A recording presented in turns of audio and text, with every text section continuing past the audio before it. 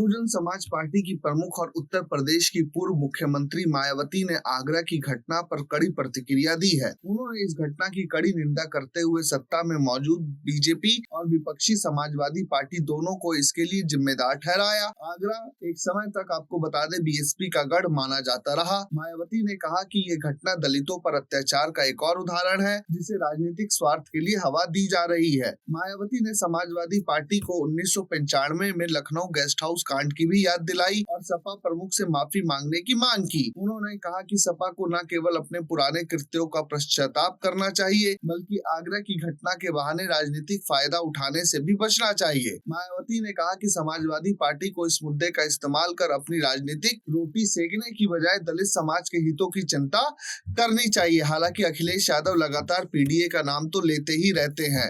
BSP प्रमुख ने आरोप लगाया कि समाजवादी पार्टी दलितों के खिलाफ राजनीति कर रही है और अपने ही दलित नेताओं को नुकसान पहुंचाने में लगी है। उन्होंने आगरा की घटना को बेहद चिंताजनक करार देते हुए कहा कि सपा को दलितों के उत्पीड़न से बाज आना चाहिए। उन्होंने दलित समाज से अपील की कि वे सपा की राजनीति से सावधान रहे और अपने अधिकारों के लिए संगठित होकर आगे बढ़े। मायावती ने यह भी कहा कि समाजवादी पार्टी को अपने राजनीतिक स्वार्थ के लिए किसी भी समुदाय का अपमान करने से बचना चाहिए। उन्होंने कहा कि अगर कोई पार्टी समाज में जातिगत भेदभाव को बढ़ावा देती है तो इससे सामाजिक सौहार्द अमन चैन पर नकारात्मक असर तो पड़ेगा, जो किसी भी तरह से उचित नहीं है। हाल ही में समाजवादी पार्टी के वरिष्ठ नेता और राज्यसभा सांसद रामजी लाल सुमन के राजपूत शासक राणा सांगा पर दिए बयान से हंगामा मच गया था। समाजवादी पार्टी नेता रामजी लाल सुमन ने राणा सांगा को संसद में गद्दार बता दिया था। इससे नाराज कर्णी सेना के कार्यकर्ताओं ने बुलडोजर लेकर सांसद के स्थानीय आवास पर पहुंच गए और धावा बोल दिया, विरोध प्रदर्शन शुरू कर दिया। उनको रोके जाने पर वे आवास के अंदर पहुंच गए और तोड़फोड़ कर दी।